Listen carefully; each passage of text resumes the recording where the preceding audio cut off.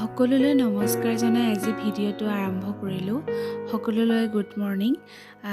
আচলতে ৰাতিপুৱা কেতিয়াও মই ভিডিঅ' কৰা নাই, আজি কৰি থলোঁ কাৰণ এইটো মোৰ স্মৃতি হিচাপেও থাকি যাব। এনেই এইবিলাক আচলতে দেখাবলগীয়া বস্তু নহয়, তথাপিও ৰাখিলোঁ যাতে ভৱিষ্যতে কেতিয়াবা চাব পাৰোঁ। ৰাতিপুৱা সোনকালে উঠিলোঁ, উঠি পেলাই এয়া ঘৰটোৰ ওপৰৰ পৰা ঝাৰু দি লৈছোঁ। আচলতে এওঁ ঘৰৰ পৰা এইকেইদিন অহা যোৱা কৰি আছে, সেইবাবে অলপ সোনকালে উঠিব লগা হৈছে। এয়া 5:35 বা 40 মানত উঠিলোঁ, কিন্তু বাহিৰখন আজি ইমান ফৰকাল নহয় কাৰণ ডাৱৰীয়া কৰি ৰাখিছে। এয়া দেখিছে নহয়, ডাৱৰীয়া হৈ আছে, অলপ বৰষুণ দিব হ'বলা। আৰু মই ঘৰটো ঝাৰু দি এইফালে লগালগ ঘৰটো মচিও ল'লোঁ আৰু তাৰ পাছতে মই বাথৰুমত সোমালোঁ। গা পা ধুই আহি এয়া মই পূজা থালিখন ঠিক কৰি ল'লোঁ। তাৰ পাছত পূজা দি লগালগ এয়া মই পাকঘৰত আহি সোমালোঁ। ইফালে গৰম পানী কৰি ৰাখিছোঁ, ফ্লাক্সত ভৰাই ৰাখোঁ কাৰণ আমাৰ ঘৰৰ সকলোৱে গৰম পানীয়ে খায়। আৰু সেইপিনে মই আজি ভাত দিম তেওঁক। আংকলে আচলতে ৰুটি দিওঁ আৰু ৰুটি দিলে মোক দেউতাই সহায় কৰি দিয়ে, কিন্তু আজি ৰুটি নিদিওঁ, সেইবাবে আজি গৰম ভাতে দিম কাৰণে এয়া চাউল ধুই আছোঁ। লগতে মই চাউলখিনি ধুই কুকাৰত ভৰাই ৰখাৰ লগতে এইফালে মই আলু আৰু বুট ভাজিম আৰু এইফালে বেঙেনা ফ্ৰাই কৰি দিম। তেওঁ বেঙেনা খাই ভাল পায় আৰু ৰাতিপুৱা আচলতে তেওঁ চাহ ৰুটি নহ'লে ব্ৰেড এনেকৈ খাই যায়। গতিকে দুপৰীয়া সময়খিনিত আচলতে অকণমান ভাত খাব পালে ভালো লাগে দিয়কচোন, আৰু বিভিন্ন বেমাৰ আজাৰৰ পৰাও ৰক্ষা পাব পাৰি। যিহেতু আমি ভাত খাওঁ, আমাৰ বাবে ভাতটোৱে মেইন।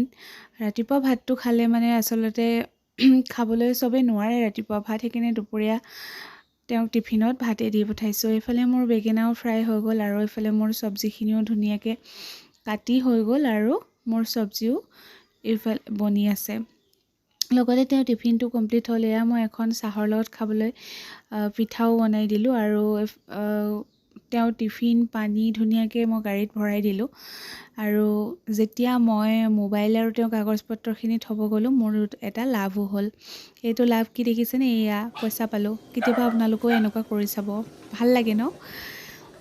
তাৰ পাছতে মই তেওঁক পঠাই দিয়াৰ পাছত যেতিয়া আজৰি হোৱাৰ লগে লগে মোৰ ৰুমটো অলপ ঠিক কৰি ল'লোঁ। বেড কভাৰখন মেট্ৰেছত সোমোৱাবলৈ বৰ দিগদাৰ, সেইকাৰণে ফণীখন লৈ এয়া কাম কৰি আছোঁ।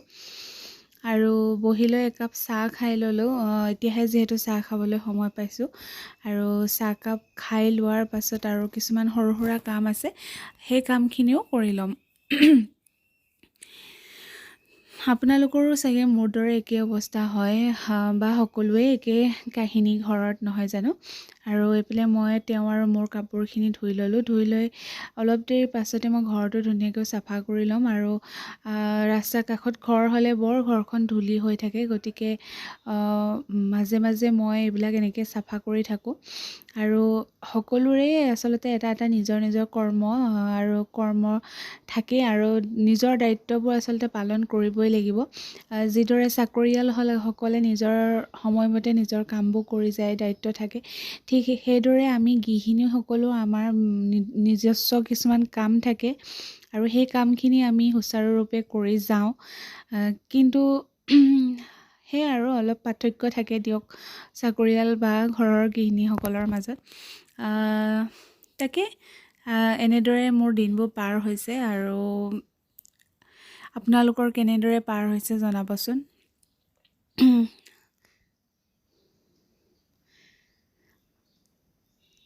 আজি মোৰ দিনটো এনেকৈ আৰম্ভ হৈছে। আজিলৈ আহিছোঁ, নমস্কাৰ, বাই বাই।